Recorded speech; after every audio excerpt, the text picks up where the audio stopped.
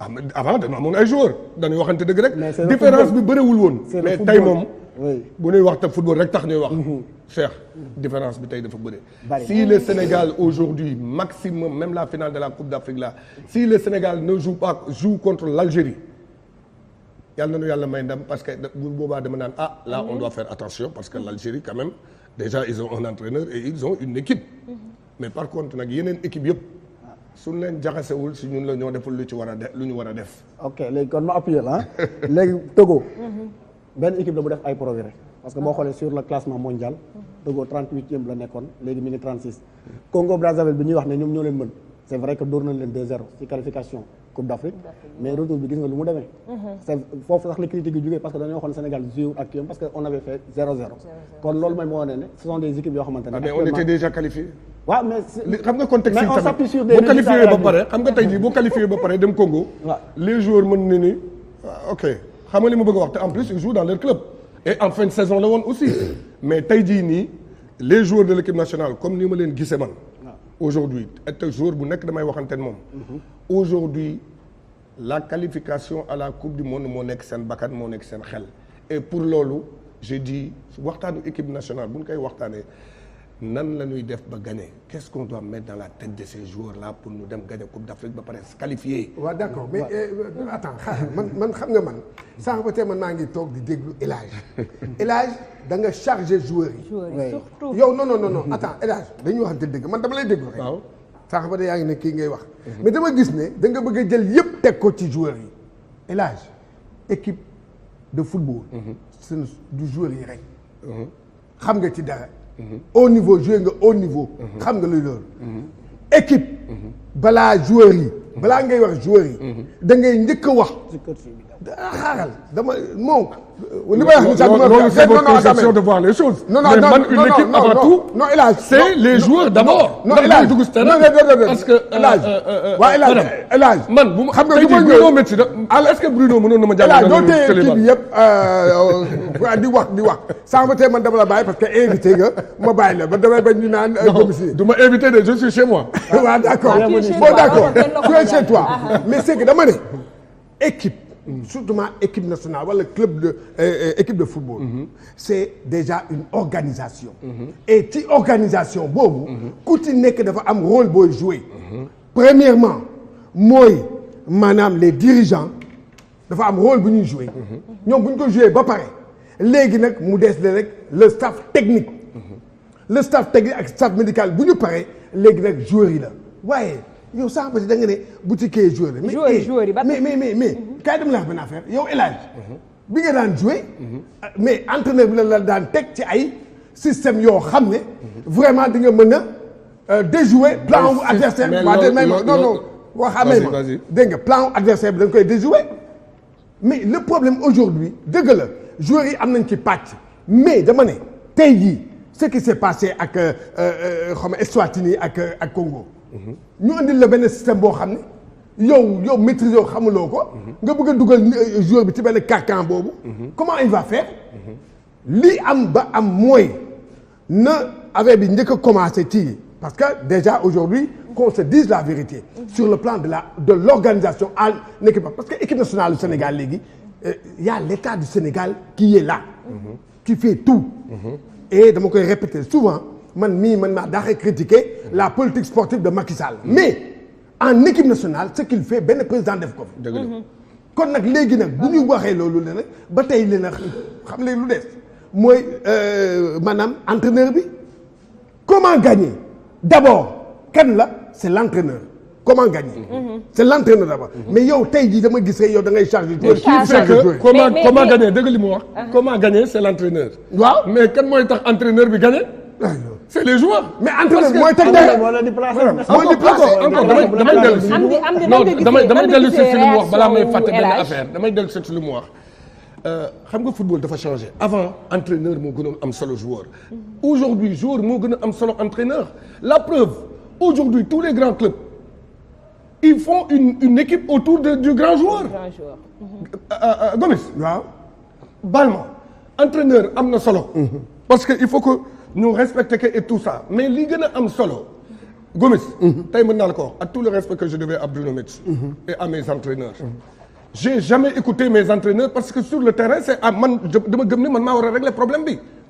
loolu sa xalaat la moo tax dañuy laaj am di moom lan la. non du xalaat de dama ko jëfee tamit parce que xalaat dafa am mais jëfin tamit dafa am. waaw yàlla jàppale la ci mais équipe nationale bi may ñëw daaw ma du man maa waroon dóor penalty yi. mais dama dem nangu penalty yi commencé di ko dóor. et Fadiga ma waroon dóor. c'est parce que aujourd'hui il faut que ñu waxante dëgg. aca ñëwal ci réaction wu El Hadj. que ngeen banque ngeen bëgg que. une équipe nationale. une équipe de football. les joueurs sont plus importants que quiconque mais nag waxuma ni entraîneur bi amul importance parce que tey jii nga baal ma. mais kan mooy classé l'équipe du Paris Saint-Germain. mais El Hadj waaye l'équipe du Paris Saint-Germain. l'équipe du Paris Saint-Germain. aujourd'hui que entraîneur bi. classé wu de. il gère des hommes. El Hadj on parle plus de football il gère des hommes. ci la coach wax gis nga entraîneur. ñu dégloonte côté boobu moom. il gère des hommes.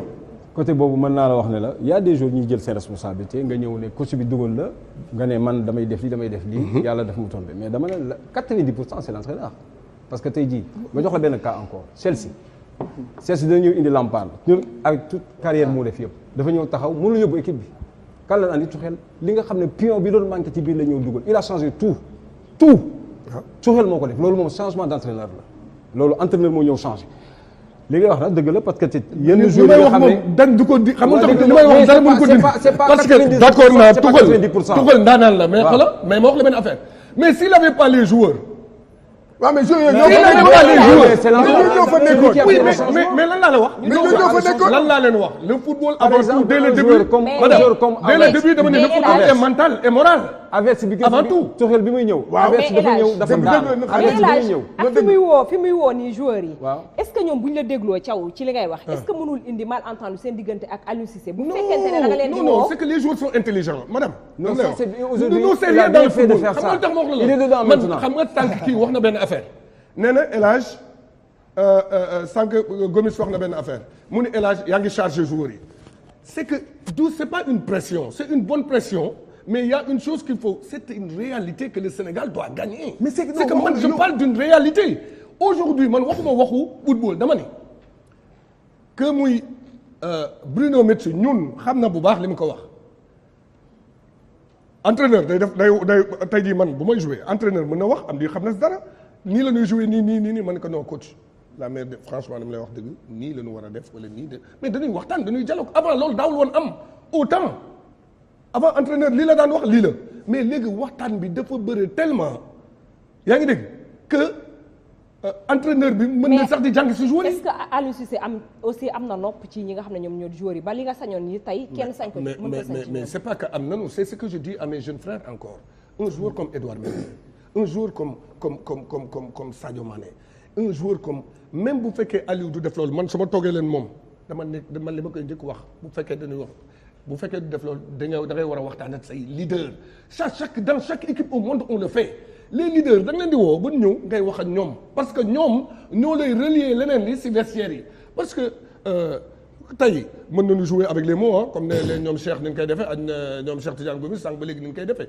mais le plus important dans le football c'est les vestiaires boo tënulul say vestiaire doo dem fenn. xam nga El Hadj donc c'est important. looloo tax man la mais le but de tout. am xam ne jàmm lan moo ko mën def si dëkk lan moo ko mën def si équipe. lan moo ko mën def si lépp. El Hadj non fi muy fële dafa neex quoi. fi muy fële maanaam gis nga fi muy fële tey gis nga on a l'impression mooy défendre Aliou Cissé la ñuy def. non je ne défends pas non le débat il faut même pas que ça tourne sur une seule personne. Le débat doit tourner. Sur l'équipe nationale. Mais c'est ça, c'est qui l'équipe nationale? C'est qui doit faire cette tactique? C'est la personne yëngaluma. Man football Sénégal moo ma ñor. Du sa personne parce que entraîneur yi amoon na fi moo fi nekk nii dina fi jóge suba keneen ñëw. Donc on parle de tey on peut pas avoir la qualité et la quantité des joueurs di footballer nii. C'est ce que je dis. lan laa wax sànq. léegi loolu nga di problème la xam nga sax mu nekk problème. parce que tey jii doone ma tey dama def benn 4-4-2 boo xamante ni Sadio Mané moom lay footballé Liverpool Gana Gueye moom lay footballé Paris Saint-Germain nga ñëw huilé wul maanaam amul transmission défense milieu attaque yow miy yàgg football yow miy seetaan football di nga xam ne lii doxul sénégalais yi kenn mën leen nax gis nga baal ma suggesté wu ma leen jaay ko orange yi sax xam na ne nii football yi nii c'est pas normal ak joueurs yii ñu yor nii. les deux derniers matchs quand même c'était mieux. tane na. non dañoo waxante est-ce que mën nañu dama ne tane na mais xam nga li mu wax ne nga am di si laa koy wax ni man on parle de la même chose bu ñu dégloonte rek dama ni am di nee na kii li muy joué fële kii li muy joué Paris Saint-Germain léegi bu ñu ñëwee entraîneur bi di leen joué loolu leneen mais loolu lépp lan moo koy réglé une communication waxtaan encore une fois de plus waxtaan nañu ñëw ñu toog man bu ma nekkee leader Cheikh Tidiane mii nekk sama coach ni bëgg ma joué loo xam ne man xam naa ne du ma dem et je suis la star de l'équipe et je suis le patron de l'équipe dama naan ko coach lii mënu ma ko joué. mais système waxtaan la mais at du ma ñëw rek ne ko coach mënu ma ko joué. mais système franchement lii laa lële tak ñu xool comment trouver un terrain d'entente. mais système ni ñu koy joué par exemple 4-4-2 par exemple boo jëlee système 4-4-2 lan la mooy c'est le pressing et faire tout quand on perd la balle essayer de récupérer la balle et de s'élargir et de jouer 4-3-3 c'est la même chose mooy lan fu ngeen perte balle l'entraîneur da koy wax ku mel ne Guardiola lan lay wax ay joueurs am dafay wax ne dès qu'on perd la balle essayer de se retrouver tous et de récupérer la balle le plus rapidement possible mais loolu da nga koy wax say joueurs mais je ne pense pas même bu fekkee suñu entraîneur tey jii wala staff bi ñu ngi koy wax joueurs yi ne peut-être joueurs yi ñoo indiscipliné joueurs yi ñoo ko deful man je ne crois pas à ça langage dafa am mooy entraîneur langage bi mu war a wax tey ci ay joueurs am mooy avec la qualité qu'on a tey moom mooy lan dès qu'on perd la balle essayer de reprendre la balle bu ñu paree ci loolu ñu am le nombre de passes bi nga xamante ni ji moom la Sénégalais yëpp di wax ñu ne on a une équipe qui ne joue pas loolu c'est facile loolu ku xamul football sax xam na ko mais du ñu yor équipe bu mel nii xam nga nag ce qui est bien mooy fi mu nekk nii man dama lay wax ne la ton rôle là c'est pas dans les tribunes yow ce rôle na nga dem taxaw fini am di wax jooju pare nañ ci il faut que ma waxaat xam nga lu tax ma ne il faut qu'on avance ton rôle xam nga li tax xam nga li ñuy wax fii yëpp sànq il faut que Sénégalais yi xam benn affaire xam nga mooy lan xam nga mooy lan il faut que Sénégalais yi xam benn affaire xam nga mooy lan franchement avec l'équipe qu'on a nañu dox fépp dëkk boo dem tey jii il nous envie avec notre équipe fépp laay dem. mais on ne gagne pas. waaw bàyyi ma ko non les gars. ça change quoi moom ba mu fi nekkulee ak bi mu nekkee ça change quoi. je continue tey laa wax. xam nga man dama bëgg ñu avancer. d'accord on ne recule pas. parce que si fan lañ jëm. Coupe d'Afrique te dañ war gagner. waaw ak Coupe du monde. ak Coupe du monde éliminatoire dañ war qualifier. il faut que ñu wax moom moo ne communication mënu ma communication. déglu et je continue. je suis d'accord am di li mu wax sànq c'est benn franchement man ce que je dis au coach. et que ce que je dis aux joueurs avec l'équipe que le Sénégal a booy joué ay Maroc mën nga calculer booy joué Algérie mën nga calculer boo demee Coupe du monde de jouer ak ñoom France Brésil affaire yooyu mën nga calculer mais les gars là on parle de ce qui est devant nous les deux matchs franchement je le dis et je le répète maa ngi ci biir le coach Aliou Cissé quand tu joues contre des Togo à la maison ou bien Congo à l'extérieur c'est ces équipes-là qui doivent s'adapter à nous c'est pas à nous de s'adapter à ces équipes-là d'accord naa ak yéen loolu ak joueurs yi nga am waroo sax toog parce que boo joué Barcelone suba yow yaay jéem a adapté aussi Barcelone jeu bi muy joué lay joué depuis des années et day gagner la plupart de ces matchs Paris aujourd'hui c'est la même chose dans le championnat de France Paris du joué ren ba pare naan kaay leen fii ay vidéo sax man bu fekkee man la El Hadj Diouf damay def vidéo yi parce que xam naa ne jouru sénégalais yi ku mel na ay Sadio ay Gana ay nii xamuñu jouru togolais yi pour wax leen wan leen nan la ñuy jouer comment ils sont et tout ça par respect mais par contre sur le terrain encore une fois de plus cette équipe du Sénégal là yow mii sax mën la ko joxee suba man war nga ko mën entraîner avec des très grands joueurs là. ci lu leer excusez-nous. lu leer ngay wax. non donc le débat. donc Gomis le débat. le débat nekkutul. fu naan. ñëpp d'accord nañ ci ñëpp xam nañ ni man sànq fan laa commencé le Sénégal doit gagner et gagner avec la manière. waaw mais kenn mooy gagner kenn ak kenn ñooy gagner nag. L'entraîneur a une responsabilité. Alors, mais la plus grande responsabilité. Aujourd'hui c'est quoi notre problème? Tu peux avoir des très grands joueurs. Et ces grands joueurs là. ñoom seen biir. mais aujourd'hui c'est quoi notre problème? mais non xam nga c'est quoi notre problème? tey amatuñu problème parce que les deux derniers matchs franchement. non El Hadj amélioré wu na. El Hadj gëm naa ne bii di ñëw aussi. on va faire de sorte que pour mieux l'améliorer. ñu bàyyi jéey comme ça ñu daal di revenir ci li nga xam ne moom moo di ci waxtaan bi comme ni ñu ko waxee. question la doon quoi c'est pas méchant quoi. maanaam El Hadj bu doon critiquer Aliou Cissé. ak El Hadj bu ànd ak Aliou Cissé. ban changement moo nekk ci diggante bi. El Hadj Diouf dama lay wax benn affaire El Hadj Diouf du Aliou Cissé moo ko intéressé que j'espère que Aliou Cissé du El Hadj Diouf moo ko intéressé Aliou Cissé lan la mën a amee le meilleur de moi man looloo ma intéressé ou man it lan laa mën jël le meilleur de Aliou pour jox ko jour yi looloo ma intéressé man je gère plus les hommes Aliou c'est un ami c'est un frère yaa ngi dégg mais li ma intéressé dootul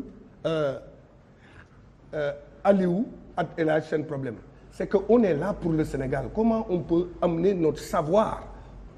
mais yaa ngi doon critiquer ay choix. man loolu non bàyyi ma wax la preuve je suis dedans. yow keroog après le match contre Swatini. man nga jël à la mi-temps. waaw lan laa wax.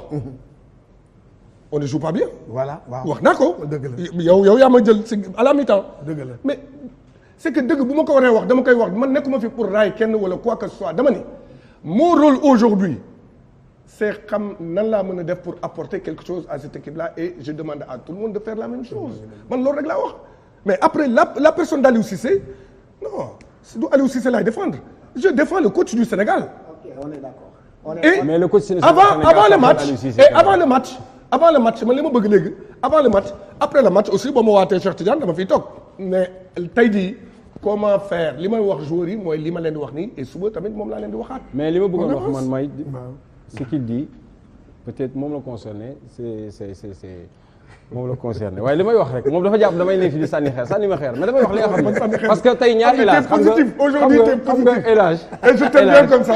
mais élage may ko waa élage bi nekk nii ñaari figure la élage démb dama doon wax ak moom olof ñu bokk ci benn combat tey mu ngi wax langue bu ma déggul tey man léegi li muy làkk man xaw ma ko mais par contre damay wax ne est-ce que xam nga ne Cheikh Diane on peut pas est-ce que mën nga am ay star ci équipe te doo gagner Coupe d'Afrique équipe Coupe d'Afrique ay star gagné wu ko c'est vrai que chance la ñu am jamono ji muy la quantité et la qualité des joueurs. c'est que yéen da ngeen di tourner rek li may wax man xam nga moom mooy équipe du Sénégal am na star. non dama pas toi pas toi l'équipe sénégalaise là c'est l'une des équipes la plus talentueuse d'Afrique. non damay du ay star mooy lan. damay wax ay waa déglu ko bu daanee nga jëlaat déglu ko damay wax ak par exemple spectateurs yi en fait ñu yor la meilleure équipe taxul ñu jël Coupe d'Afrique sama benn xarit bu ma koy fàttali mu ngi naan ma mais barki Dembo Ndiaye professionnel sax amul woon ci équipe boobu te dafa jël Coupe d'Afrique avec la manière mooy Hervé Renard mooy en 2013 en 2012 Zambie mais xoolal loolu nga xam ne kon lii taxu ko woon maanaam aujourd'hui la qualité yu ñu am on est obligé comme li muy wax benn côté damay d'accord ak moom mais miracle nag boo amul woon kenn dootu buur ci yàlla nag damay d'accord non loolu doon miracle est-ce que miracle la mais Hervé Renard 100 fois miracle xam ngeen ci loolu la preuve en début la preuve boo xam ne d'accord non du miracle benn match non il a travaillé Cheikh Tidiane Gomis loolu xamal tax man la gëwmal li ngay wax Cheikh Tidiane Gomis xamal tax parce que avant la Coupe d'Afrique là buñ la waxoon ni la jëlal sa 1 million nga parier si ñoom doo ko parier 2017 yow kaay ma wax yow 2017 l'équipe la meilleure équipe gagné wu ko mooy Sénégal la meilleure équipe 2017. bi ñu Cameroun di éliminé la meilleure équipe c'était le Sénégal. non alors on nous a éliminé. non à part 2002. dama ne wax ni Gomis lu mu wax ni Cameroun ba muy ñëw ak Hugo Bross. waaw waa dëkk bi yëpp dañoo tourné le dos à l'équipe. waaw dañoo équipe bi du gagné dara. xanaa dégg Sénégal ce que je viens de dire nee naa leen les miracles arrivent dans le football miracle dafa am. mais miracle dafa am mais aujourd'hui man je vous parle pas de miracle. Thioro Côte d'Ivoire il avait la meilleure sélection. en 2013 dañoo joué ba sonn gagné wuñu il a fallu ñu dem jëli Hervé Renard pour mu gagné leen. voilà changement de la Côte d'Ivoire qui a gagné la Coupe d'Afrique quand même. C'était l'une des meilleures équipes d'Afrique. Excusez-moi équipe boo xam ne Yaya Touré ma nga fa. nekk en plein bourg. Yaya Touré rek équipe la. non bàyyi ma ko mais Didier Drogba c'était un très grand joueur. avec tout le respect que ils avaient la meilleure équipe aussi hein. non mais dama Didier mooy 2013. la preuve Didier jógee na fa ñu doog a gagné. waaw exactement. et pourtant on parlait de ça il y a pas longtemps. avec Didier wax ni non parce que l'entraîneur n'était pas bon. non. avec 2013 l'entraîneur n'était pas bon. Ils ont perdu au tir au but. Ils ont perdu au tir au but. Et vous me dites que kan moo raté woon seen tir au but bi. ba pare c'est un bon sélectionneur. kan moo raté woon bon sélectionneur. bon sélectionneur. kan moo raté woon c'est très important. ñun on est Gomis. waaw dama ni. waaw kan moo raté woon yéen le grand joueur c'est lui qui avait raté. waaw mais Didier non pour vous dire seulement Côte d'Ivoire bi muy gagné. ils avaient la meilleure équipe. man aujourd'hui la meilleure équipe les deux meilleures équipes. Aujourd'hui, s'ils ne se rencontrent pas en quart de finale ou demi-finale, ils doivent se rencontrer en France en finale, le Sénégal et l'Algérie. loolu moom kenn mënu ko dindi. ñaari équipe yooyu bu ñu gañewul c'est leur problème. vous avez trois exemples. mais par exemple jox nañ la Mancini bi nga xamante ne Italie bi sax 2006 la gëj a gagné trophée majeur Mancini ñëw Tuchel ñëw yooyu yëpp sont des choses yoo xamante ne loolu maanaam mënul daj. les gars dites mënul daj ils avaient pas des bras cassés quand même. non mënul daj mais yéen da ngeen mel ne ñooñu. 98% mais Italie ils avaient pas des bras cassés ils avaient des bons joueurs de football. ñaata at nañ toog gagné oui waaw mais loolu. il n'avait pas un bon entraîneur. il a fallu l'arrivée de Mancini pour ñu gagner. 99% des stars entraîneur bi moom moo koy def mais pas joueur yi. les gars là li ngeen di wax. ba pare ci kaw loolu moom El Hadj déggoon nañ ko ci tirage au sort bi la que nga yëkkati ci tirage au sort que nga yëkkati kàddu wax ni dañuy dem pour jëli ji li nga xam ne moom moo di. mais aujourd'hui déggoo li ma wax je le dis et je le redis. ah bon aujourd'hui c'est une réalité. Sénégal dafa war a dem pour jëli coupe bi te dañuy dem pour jëli coupe bi. de toute façon ça n'engage que celui qui ça n'engage que El Hadj Diouf. mais El Hadj yow waxu ko sax. il est temps loolu fédération moo ko njëkk a wax. fédération moo ne dañuy ànd dem jëli le projet teguñu lu benn projet benn la mooy dañuy ànd dem jëli ndam li moo tax fi nekk nii. la pression non loolu am di y avait deux choses. non la pression non ànd dem jëli ndam loolu xam nga woon lu tax fan lañ ko jëlee woon. te bu fekkee Cheikh Tidiane mi xam na li may wax ànd dem jëli ndam bi c'était dans le sens consensus bi ñoom di ànd noonu pour dem jëliwaat fédération bi. il parlait pas. d'accord mais après les élections ils ont parlé de ça quand même. am di déglu ma man mii di waxante ak yow. damay waxtaan ak Augustin Senghor le maître damay waxtaan ak ministre Ablaye Sow damay waxtaan ak Aliou damay waxtaan ak ñëpp. Aujourd'hui c'est simple et net muy yow sax aujourd'hui tu vas venir ñun ñëpp. venir où. ñun suñu alerte. cri d'alerte mooy lan on doit aller gagner la coupe d'Afrique et on va aller gagner la coupe d'Afrique loolu moo war a am. mais loolu Sénégalais yi bëgg mais loolu Sénégalais yi bëgg waaw mais El Hadj xam nga naka lañ koy gagner. man je pense que une chose mooy que man sama xalaat laa jox. comme yow ni nga waxee ne que yow mii ça n'engage que toi man sama xalaat bi may jox xam nga mooy lan. benn maillon moo faible ci dispositif pour dem jëli coupe bi. mu neex leen xam naa dinañ ñëwaat kii. mooy pourquoi mu neex leen yow si nga bokk da nga wax. doo dégg maillon faible bi moom mooy coach bi. nañu tey maillon faible bi mooy coach bi nañu jëli Mayacine Mar coach. nañu jëli Mayacine Mar déglu réaction